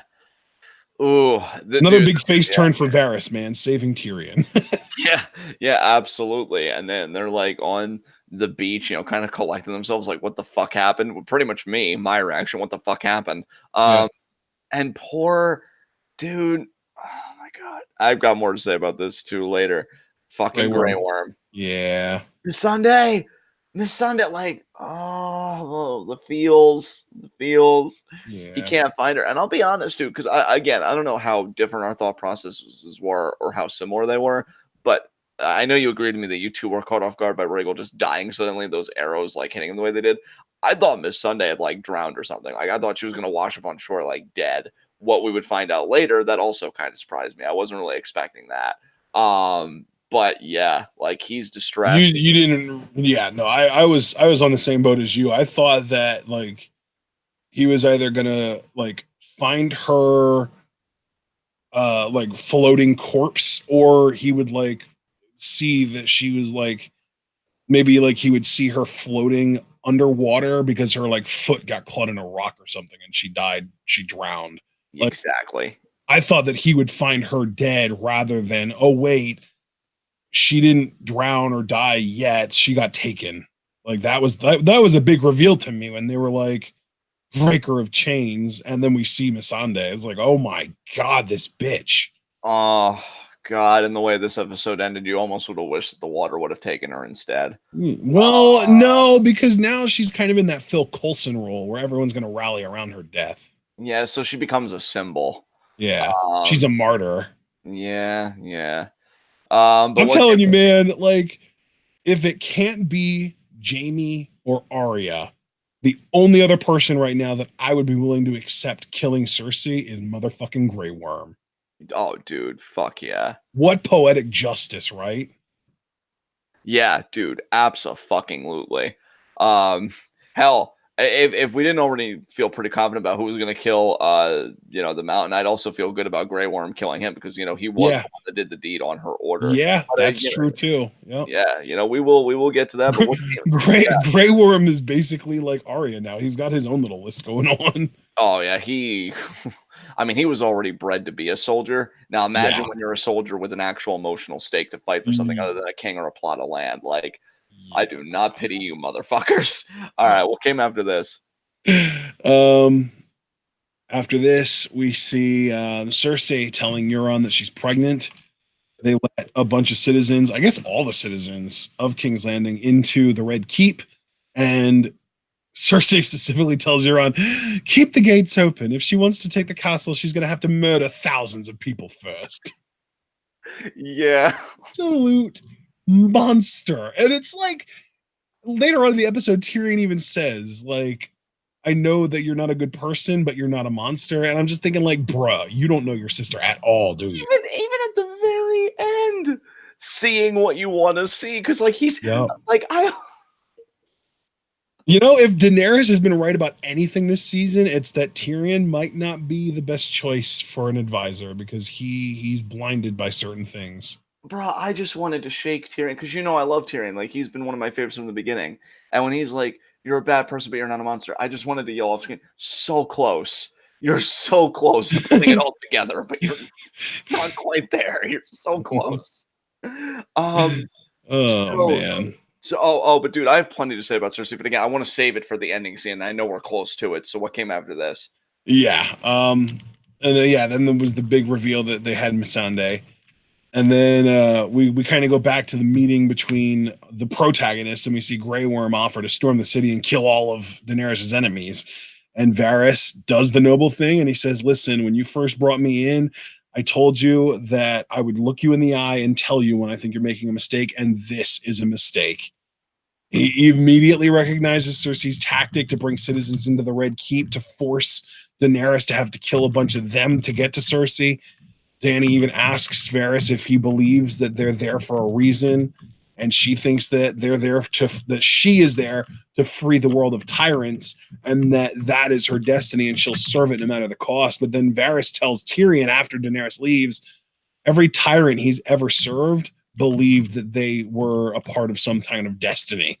And of course, again, Tyrion with the fucking bullshit justification, talking about, oh, don't, that's how they all are. But, you'd be silly not to believe that. And he was like, oh, I mean, she walked into a fire with 3 stones and walked out with 3 dragons. She'd be crazy not to believe that she's got some kind of crazy destiny. It's like, Tyrion, you're supposed to be the smart one, bro. Like, Sansa was right. Like, she used to have respect for you, and now so are we losing respect for you, man. Yeah, even me, dude. And I feel like I've been a hard Tyrion stan from the beginning. For sure. Yeah, you've been very loyal to him. Yeah, but even me, I'm like, dude, I want to believe you're smarter than this. You are not helping me. Like, I feel like if I was a part of like a fan group or a fan forum, and I was like, nah, guys, Tyrion's still cool, like, I would get such a violent group glare. I'd be like, but no, really, it's like, he is not helping his fandom at all. He is not helping his queen at all. He ain't helping anybody at all. And I'm like, dude, get your shit together. Like, you are smarter than this, and I know you're not even drunk. Like, you are perfectly sober to see what's well. And that was even another note that I have in here. Tyrion's drinking a lot more now. Tyrion, like, Varys talks about every tyrant he's ever served has believed in destiny. He even asks Tyrion who he thinks would be a better ruler between Jon and Daenerys. And then, of course, Tyrion brings it back to, well, why don't they just rule together as king and queen? Varys recognizes that Daenerys could just kind of bend Jon over to her will, like she already has. And then it's pointed out, like, Tyrion is back to drinking heavily again. So he might be drunk. You don't know. And you know what, dude? This just kind of confirms for me as a Tyrion fan, Tyrion plays the game a lot smarter when he's an agitator on the outside. When he's like in the fold, his judgment gets way too clouded. Because I feel like he was a lot sharper and a lot more clever when he was kind of being on the outside, kind of manipulating things from that vantage point. But now that he's an advisor, like actually enrolled to do the thing that he's supposedly been so good at this whole series, his skills have really dulled, especially in these matters, and you can't make these mistakes. Like, I don't expect him to be perfect. He's human. That's kind of what this show is. Everybody's human. Everybody's going to make mistakes. But, like, he hasn't learned. And see, I think that's what angered me, dude. Like, he knows that Cersei abandoned them when the Night King was advancing. And you still want to use the line. I know I'm kind of jumping the gun here, but we're so close to it. You still want to use the line that, like, you're a bad person, but you're not a monster? Really? She would have been perfectly content had the Night King just slaughtered everybody. I don't know what her plan would have been, but she didn't lift a finger to help. She didn't lift a finger to ensure that the Night King wouldn't slaughter anybody. And you're still going to play the card? She would have tried to strike a bargain with him. Yeah. Like, you're still going to, like, dude. Like, listen, you can have everything north of, like, the Vale or like even the Riverlands. Just let me rule my kingdom. The North has always been a pain in the ass to me anyway. So you can have everything up there. Just let me have the bottom half of Westeros and we're fine. It just, because I could understand other characters doing it. I'm not even trying to like be an asshole, but like they've clearly positioned Tyrion as an intelligent character. Yeah. I could understand other characters being blinded by it, but you're supposed to be one of the fucking smart ones, as told by the show from the beginning. Yeah. And you used this line of reasoning once when you were like, we need your help to defeat the Night King, and this is really fucking serious, and like, holy shit, we're all gonna die. And it obviously didn't work. And it didn't work. So why, when the stakes, I mean, are still large, but they're not the same scale, or at least they shouldn't be, as the They're not like literal global apocalypse. Exactly. And if it didn't work then, you really think it's going to work now? Like, I know I've been saying it about Jon, and I didn't want to say it about Tyrion, but you dumb motherfucker. Like, I've got to say it. Like, it is so stupid. And I think, to his credit, And to your credit for pointing this out, I think him drinking a lot more, he even knows that he's being stupid. But like, Well, he and wants again, that kind of goes back to what I said earlier about the sunk cost fallacy. Like, I think that he knows that he's gonna need to make a big move at some point. So, like, I almost wonder if he's even gonna be the one to kill Daenerys. Honestly, I mean, hell, he killed Tywin, so Tyrion's killed people before. It's not without precedent.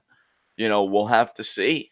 But yeah, man, I just seeing Cersei in action, and again, I'll have plenty to say about her character with the ending scene. But yeah, you could just really see where her head's at, and this alliance with Euron, they are a dangerous pair. And and hell, I mean, I'm even seeing Husky in chat talking about Tyrion is kind of stirring dissent by, and we haven't actually gotten to this yet, but when he brings up Cersei being pregnant, having a child, she wants Euron to believe that it's his. But if Tyrion knows about it, it can't possibly be Euron's. It can't be, because Tyrion wouldn't know about that. So if Tyrion knows about it, it's got to be someone else's, and Euron already knows who it would be, because Euron was already privy to Jaime and Cersei's relationship. So Husky in chat seems to think Tyrion is trying to kind of stir up a conflict between Cersei and Euron. Yeah, absolutely. No, though, like the way that they've portrayed him this season, I wish he was thinking that far ahead, and I wish he was doing that on purpose. And it might cause some dissent. Like Euron might be like, "How the hell did that guy know that you were pregnant?" And just like have a confrontation there. But I don't think that Tyrion would do that on purpose yet. Yeah, that's a good point. That was well, and especially because Tyrion doesn't know that Cersei told Euron that she was pregnant with his kid yet. So like Tyrion isn't in on that to be like, you know what I bet would really fuck them up is if the baby that Euron thinks is his, if I mention it and make him realize that it might not be his. Like he doesn't know that much information. He doesn't know that Cersei told Euron that she was pregnant with his child. So he doesn't have I don't think he's doing it on purpose. Like it's going to end up stirring up dissent between the two because of the fact that Euron is a smarter guy, and he's going to be like, "How the hell did the fucking imp know that you were with child if it's mine? He didn't know that. He didn't know about us. Like he didn't know about the kid that you have that's mine. So like, who's lying here? You know?" Yeah, absolutely. But I don't think Tyrion's doing that on purpose, because again, like Tyrion doesn't even know that Cersei is trying to pass the kid off as Euron's. Yeah. So like an excellent point made by Husky in chat, and a great breakdown by you. And I think it's just going to be very interesting to see the ripple effect of that in the last 2 episodes. So what came after this? After this, we have. We say after this, but that's just because we were talking about Tyrion drinking heavily. With this whole conversation, I mean, Jon is the one man. They talk about how Jon is the one man alive who might actually be able to keep the North, as far as being the king of Westeros and actually ruling over all 7 kingdoms. Jon is the one man alive who might actually be able to keep the North. And this kind of ends up kind of relating back to the idea of them marrying, King Jon and Queen Daenerys. But Tyrion insists on choosing one person to believe in and fighting for them, but Varys believes that that's a mistake. And Tyrion talks about how he believes in his queen. Varys says that he'll never betray the realm. So these guys are finally kind of butting heads on their philosophies, because Tyrion is a very like pick your horse and stick to it kind of guy. And it's like he's ingrained a little bit, because he's just like, the first impression that I had on her couldn't have possibly been wrong because of how smart I am. Like, I'm a good judge of character. So if I like her, there's a reason that I like her. So I have to keep liking her. And Varys is much more like fluid and willing to kind of change his mind with new evidence. And Varys is ready to jump ship. He's ready to get on Team Jon. Yeah. Because Varys can see things more clearly than Tyrion, obviously. And like, again, we know that his loyalty is to the realm, and he knows that having Jon in that position is more in line with the interests of the realm than if they let Daenerys achieve her ambition, or Cersei for that matter. Maybe they're kind of hoping that they'll destroy each other. Who even knows? But yeah, like you can definitely see that like a lot of, again, politicking is being done, a lot of conversations being had, and somebody's going to take that throne, and we got 2 episodes left to do it. So We'll see. So then we go back to Jaime at Winterfell.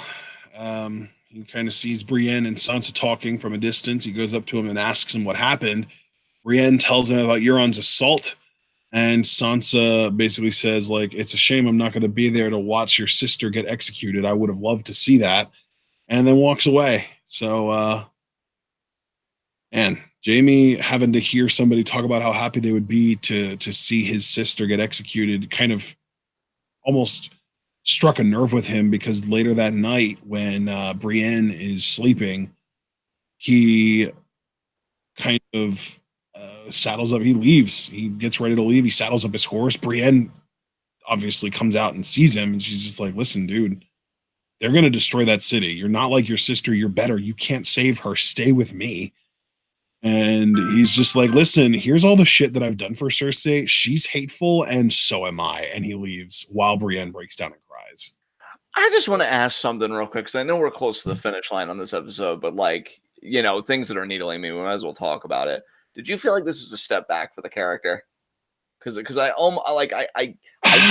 think it's kind of dependent on what he's going to King's Landing to do. If he's going to King's Landing to try and help Cersei and defend her, then yeah, it's a huge step back for the character. But if he's going to King's Landing because he wants to give Cersei like a merciful death so that like Jon and Daenerys and company don't like torture her or whatever, I think it's a perfectly in line with the character, because it's him recognizing that his sister has gone too far and needs to be put down. You know what I mean? Yeah. I think it really depends on what he does in the next episode or two, and really how his relationship with Cersei plays out. Because the last time he saw her, she threatened to sick the mountain on him, and really betrayed his trust. And B, he literally just got a visit from Bronn, who she paid to kill him, who told him that she paid to kill him. So I don't know, man. I have a really hard time believing that Jaime is packing up to go back to hitch back up with Cersei and be like, hey, baby, I know you tried to have me killed, but I've seen the light. I want to be with you again. Yeah, I'm hoping he doesn't do that. I'm hoping he kind of lives up to his moniker of Kingslayer and at least contributes to her being like taken down. I wouldn't even be disappointed if Jaime ended up being the king by the end of the series. Like if you're gonna subvert tropes and have Jon just be like the Lord of Winterfell or something, let Jaime be king, man. Let Jaime sit on that Iron Throne. He would, if he does kill Cersei, he would have the right to the throne via conquest. And I mean, he's already got the last name, the Lannister last name, to kind of go in line with Joffrey and Tommen and Cersei as far as the last few kings have gone. And again, the whole conquest thing, having killed the previous king / queen in this case. So if Jaime wants to take the throne and maybe even marry Brienne, or maybe even have Brienne as the head of his Kingsguard, could be interesting. I don't know. Yeah, absolutely. It's going to be very interesting. I think Kingsguard can't marry, so he'd probably just marry her. Yeah. But then Tyrion would be his hand, which would be perfect. Yeah. Well, you'd think if he would get on. Maybe Bronn would be the head of his Kingsguard. I don't know. Ooh, that'd be interesting. But yeah, I felt bad for Brienne in this, because like you could those feelings finally boiled over. They really took their time building this relationship, which I appreciated. Yeah. It's been building since season 2, man. Yeah. Then the catharsis of the sexual relationship, or them having sex, and just her being like, stay with me. And man, it's one thing to feel bad for Gendry, and you're right, he'll get over it, it's whatever. But Brienne, though, because that was a long-standing relationship again from season 2, and especially too, seeing such a strong, composed woman as her, because I don't think we've ever really seen her cry, or if we have, certainly not the way she did for Jaime when he was getting. Well, no, she cried pretty much that exact same way when Renly was killed. Did she? I just feel like it's so rare for her to be that vulnerable. Is pretty much my point. I mean, you're right, but and it has been a long time, because I'm pretty sure Renly's death was season 2, so it has been a while. Yeah, so her being she absolutely lost her shit when Renly was killed, because there was nothing she could do about it, because it was the fucking shadow monster with Stannis's face, Exactly. Nothing she could do about it. She freaked out. She screamed. She'd no, and she did pretty much the same ugly crying that she did here. Yeah, so like for her to show that vulnerability again with somebody that's important to her in some context, and this is even more so because it's a romantic context. It really my heart felt for her, and just hearing Jamie say like, she's hateful and so am I. I just wanted to be like, no, you're not. Don't deny your growth. But yeah, now he's going, and we'll see what happens, man. We'll see what happens. Yeah. All right. So then we see. Let's see. I think this is when we get back to the Red Keep. We see Daenerys and all these people up on platforms with massive scorpions on them, big old fucking ballistas, and she sends Qyburn out as kind of her representative. I guess he is the hand of the queen, as weird as that is, just because I just think of him as a maester. But so then Tyrion kind of starts heading out himself, and Tyrion and Qyburn demand that each other's queens unconditionally surrender, or else, Tyrion talks about, surrender and hand over Missandei, or we're going to sack the city and fuck everything up. Qyburn's just like, yeah, your bitch needs to surrender, or else Missandei's dead. And they're both stubborn and unmoving. So Tyrion walks right past Qyburn. The archers standing near Cersei knock and draw their arrows. And then Cersei raises her hand up, but doesn't call for them to loose their arrows yet. Tyrion tells her that he knows that she doesn't care for her people, but that she's not a monster. Again, mistake, Tyrion. She is. He tells her that she's always loved her children more than herself, and more than Jamie, more than anything. He begged her, if not for herself, then for her child. Her reign is over, but that doesn't mean that her life has to end. Her baby's life doesn't have to end. Cersei walks right over to Missandei, grabs her by the arm, and says, if you have any last words, now is the time. Missandei looks out to Grey Worm, looks at Daenerys, and her final word is Dracarys. And then Gregor, with his big ass sword, cuts her head off.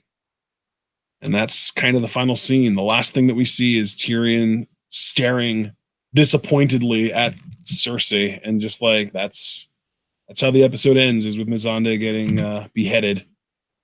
Dude, there's so much to say here. One, it's poetic that Missandei dies in chains right in front of the breaker of chains, Oh, yeah, that's true. I didn't even think about that. Yeah, wow.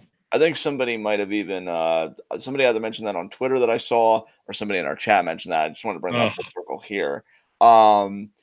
Daenerys's face, you could just see like she's seething. Grey Worm is seething, like he knew it was coming. Respect to Missandei being loyal to the very end, with Dracarys being her last words. But I really want to focus on, well, first of all, Tyrion again. I just have to reiterate, fucking stupid. Like, the idea that you thought any amount of pleading could work when she's holding the cards, like, that's ridiculous to me. I can't. Yeah. And just the final point I want to make, because we already know that Cersei is a monster, so it's not like I'm bringing anything novel here. But like, dude, the look on her face when she ordered Missandei's execution, like, she enjoys this shit. Yeah, like that was pure smugness. Oh god, I really can't wait for her to die. It's gonna be great. Yeah, dude, like that face she made with like the smile, that was almost like just borderline sexual arousal to me, of like killing that human life. Like, she enjoys this on such a perverted level. I'm like, holy fuck, you need to die just for humanity's sake, not just because you're a horrible character and like we're rooting for your death. Like, just thinking about the politics and the implications of this world, you need to die because you can't be fucking reined in. So yeah, she's a monstrosity. She's a fucking monstrosity, and she needs to be snuffed out. I don't care who does it. I don't care if a fucking, fucking fruit cart guy, pushing stuff just happens to, like, I don't know, sling an arrow out of nowhere. I don't care who has to do it. She needs to fucking die. Because I saw that face, and I'm like, wow, this bitch looked right in Tyrion's face. So I know she's always hated him. But he's, like, vouching for you. Oh, there is good in you, this and that, don't do this. And she does it right in front of him. Like, wow, the balls. So yeah, dude, they have set the perfect stage. And it was important for this episode because the Battle of Winterfell had so much hype, and Arya killing the Night King, that was epic, and then a lot of epic moments. I didn't know they were going to set the stage for the final 2 episodes with like the man versus man conflict that I said the show was returning to for the Iron Throne.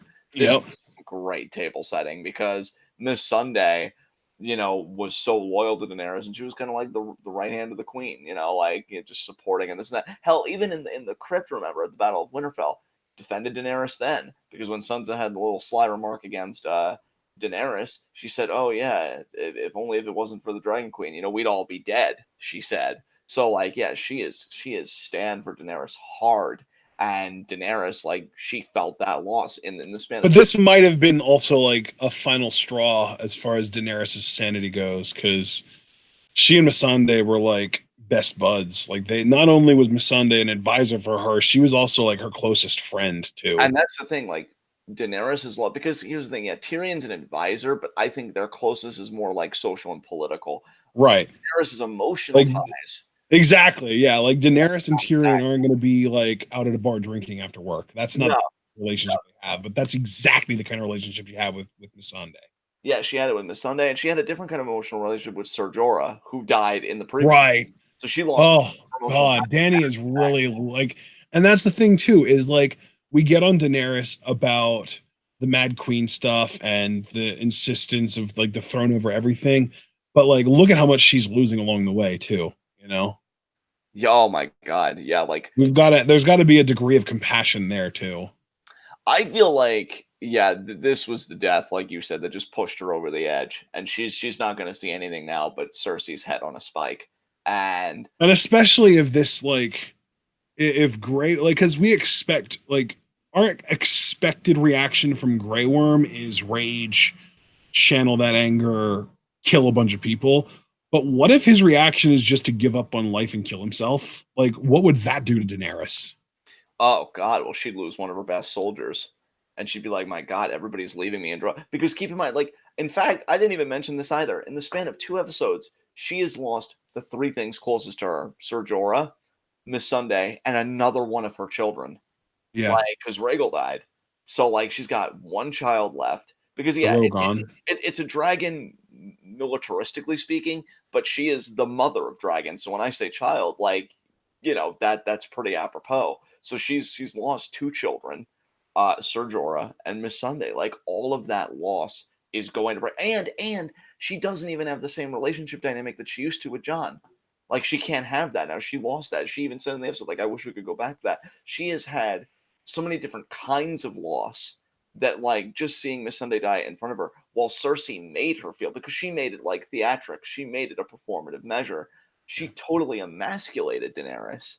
And like all of that together, if I was ever close to justifying any of Daenerys' bullshit, this is it. Because she and Daenerys has got to be feeling the most alone she's ever felt right now too, because it just feels like everyone that she's ever cared about is gone. Like, she, her brother, ended up kind of turning on her and ended up getting killed. The guy that she thought she would be with instead, fucking Khal Drogo, got killed. Her son died. Her dragons, 2 of the 3 of them are dead. Jorah dead. Missandei dead. Like, she's losing so much. And and it's another thing too, that like she can't even comfortably get close to Jon now because of the political shit. Exactly. So like, I don't know. She's feeling so alone at this point. I was just gonna say, she's feeling so isolated. And what would somebody like Daenerys do when they're feeling isolated? Lash out, and you've still got 1 dragon to do it, and a little bit of an army. So, oh boy. So I've got nothing else to say about the ending scene. If you do, go ahead, but I also wanted to ask you for our audience, because we're actually doing pretty decently. We got 12 people watching, which for these reviews isn't bad. If you wanted to live react to the promo for episode 5, before we go off. Oh, I already watched it actually. Oh, okay. But if you want to live react to it, I'd be interested in hearing your reactions to it. Okay. Then do you have anything else you want to say though about the final scene before I do that? Go ahead, man. Go ahead. All right, then I'm gonna live react to the promo for season 8, episode 5, guys. Let's see what we got. Okay, we got Daenerys looking out, Tyrion walking tentatively. Oh, he's got that look on his face like, want to talk? There's Cersei. God, I want her to look. Hell, even if she did kill, no, killing herself wouldn't be satisfactory. She needs to die. There's She's Jon. gonna. Well, yeah, we'll talk about that. There's an army. There's Grey Worm. Oh, Arrow being prepared.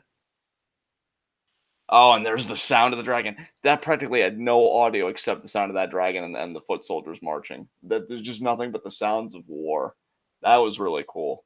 I'm excited for episode 5, the penultimate episode before the series finale, guys. Yeah. Oh my god, this is almost. It's funny because post episode 3, I wasn't really as interested in episode 4 as I'd been for the first 3 episodes. But because of how good the quality of episode 4 was, I am now more excited for episode 5 than I've probably been for anything post episode 1 of the season.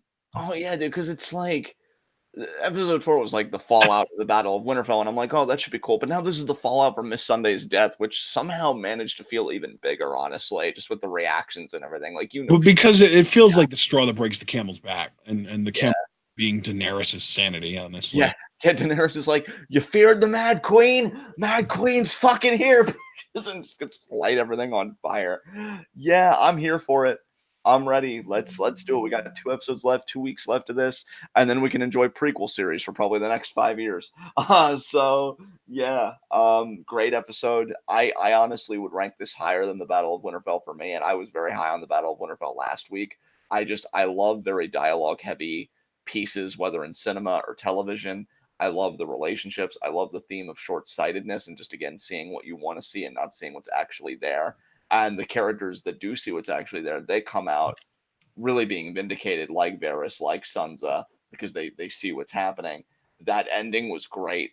Perfect tones there. Because at first, dude, when the ship was being attacked, there was a point where, like, I was watching and the screen went to black. And I'm like, oh, is that the ending? That's not a bad ending. Like, we could go on that. And it kept going. And I'm like, oh, well, if you're not ending on that, what are you ending on? And then when they answer that question, it's like, holy shit.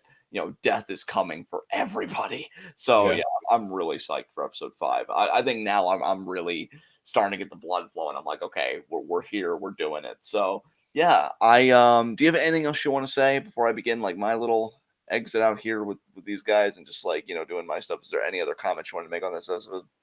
Well, I'm very curious to see how Euron reacts to the news that Tyrion knew about Cersei's pregnancy before he even got there, So very interested to see the fallout from that whole situation because, like I said, I mean, Euron, he might kind of play dumb a lot of the time, but he's a smart dude. He knows his shit. And his goal this entire time has been, fuck the queen, marry the queen, kill the queen. Like, so, like, maybe I don't know. Maybe he's scummy enough to be like, hey, Daenerys, like, Jon Snow not doing it for you? Come on over here. I'll get the job done. I'll take out Cersei and you and I can shack it up and then rule the 7 kingdoms together.